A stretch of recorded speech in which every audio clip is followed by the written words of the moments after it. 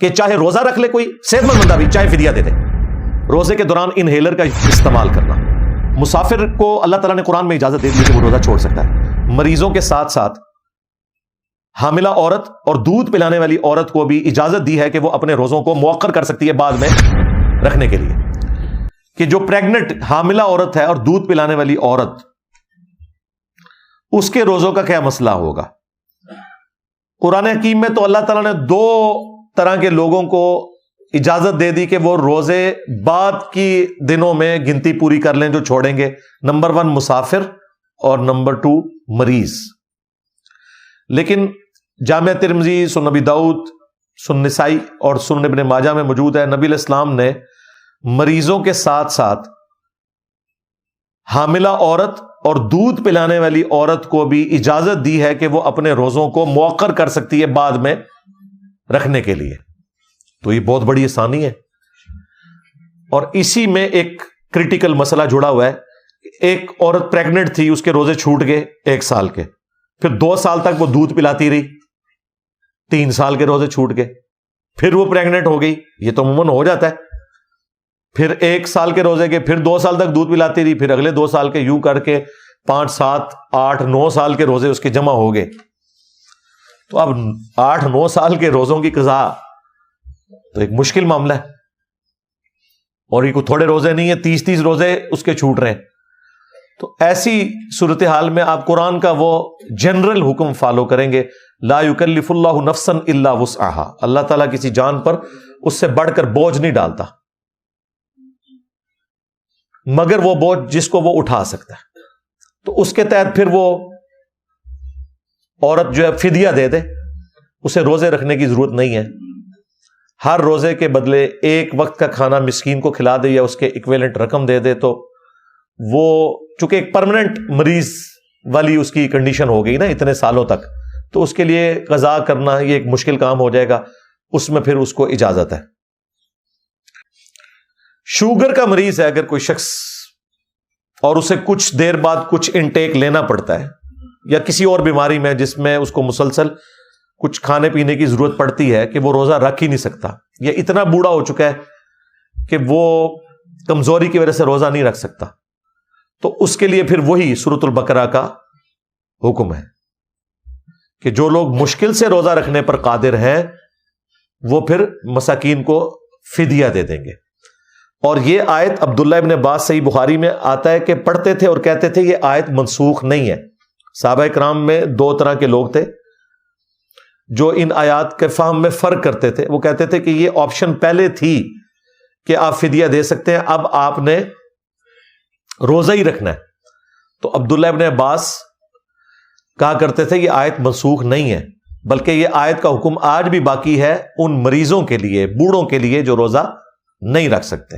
ہاں یہ بات درست ہے کہ شروع میں حکم یہ تھا کہ چاہے روزہ رکھ لے کوئی صحت مند بندہ بھی، چاہے فدیہ دے دے، وہ والا معاملہ تو منسوخ ہو چکا، اب روزہ ہی رکھنا ہے، وہ فدیے والا معاملہ نہیں ہے۔ لیکن مریض کے لیے، بوڑھے کے لیے یہ حکم آج بھی باقی ہے۔ عبداللہ ابن عباس نے وہ آیت پڑھ کے کہا کہ آج بھی یہ حکم باقی ہے بوڑھوں کے لیے اور مریضوں کے لیے، لہذا یہ مسئلہ میں نے ساتھ کلیئر کر دیا۔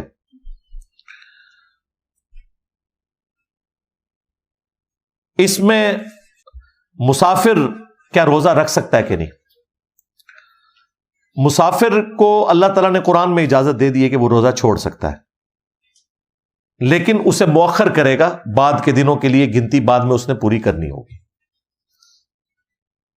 اور اگر رکھنا چاہتا ہے تب بھی کوئی حرج نہیں ہے، لیکن یہ ایک آسانی ہے جو آپ اویل کر سکتے ہیں۔ بخاری اور مسلم دونوں میں حدیث ہے، نبی علیہ السلام ایک جگہ سے گزرے، ایک شخص کے اوپر لوگوں نے سایہ کیا ہوا تھا، آپ نے فرمایا اسے کیا ہوا؟ تو بتایا گیا کہ اس نے سفر میں روزہ رکھا ہوا ہے۔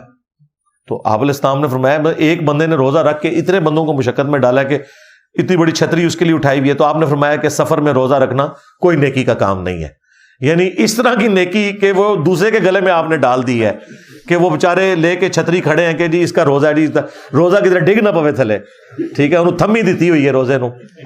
آپ فرمایا روزہ رکھنا سفر میں کوئی نیکی کا کام نہیں۔ پھر بخاری اور مسلم دونوں میں حدیث ہے، ایک سفر کے دوران کچھ صحابہ نے روزہ رکھا ہوا تھا، کچھ نے نہیں رکھا ہوا تھا.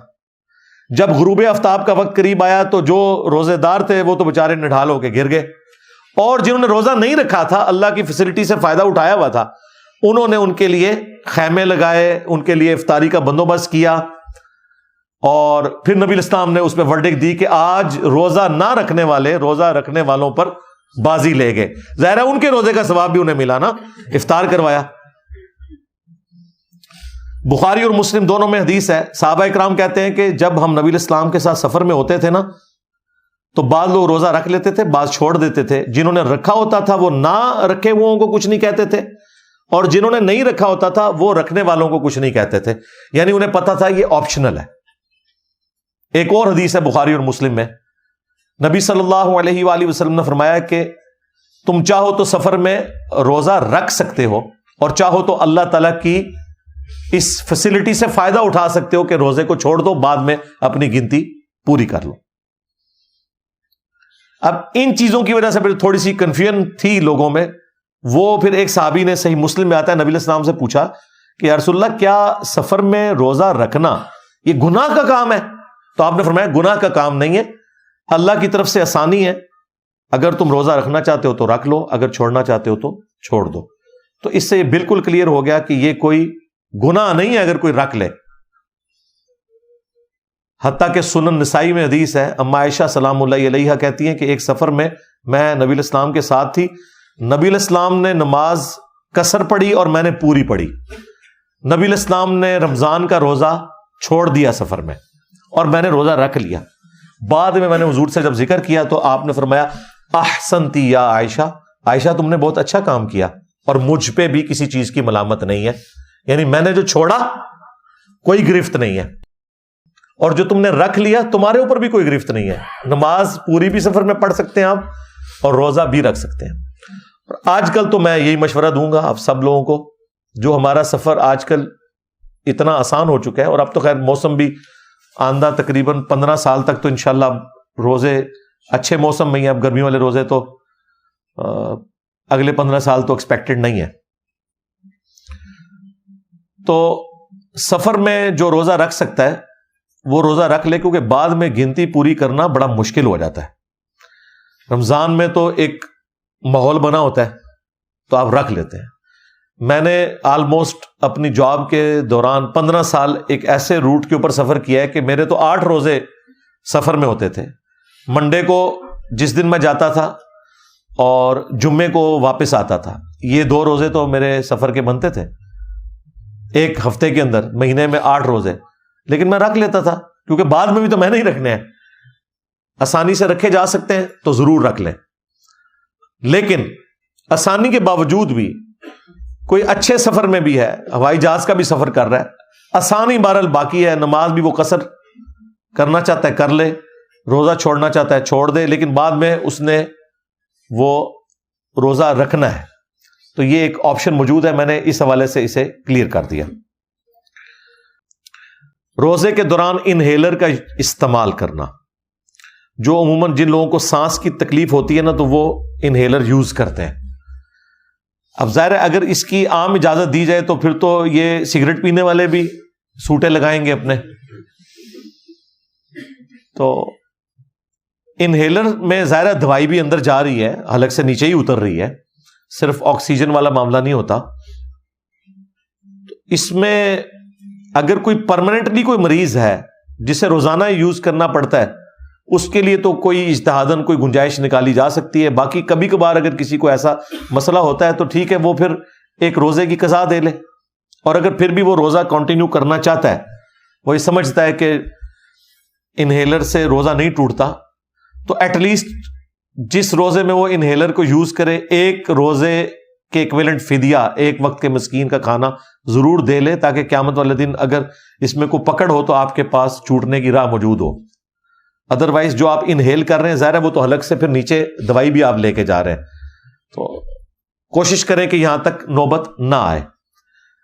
اور باقی اگر کسی کے ساتھ مرض والا ایشو ہے تو وہ تو ویسے روزہ چھوڑ بھی سکتا ہے. اگر پرماننٹلی کوئی مریض ہے تو وہ تو فدیہ ہی دے، روزہ چھوڑ بھی سکتا ہے، جس طرح کے شوگر کے مریض ہیں.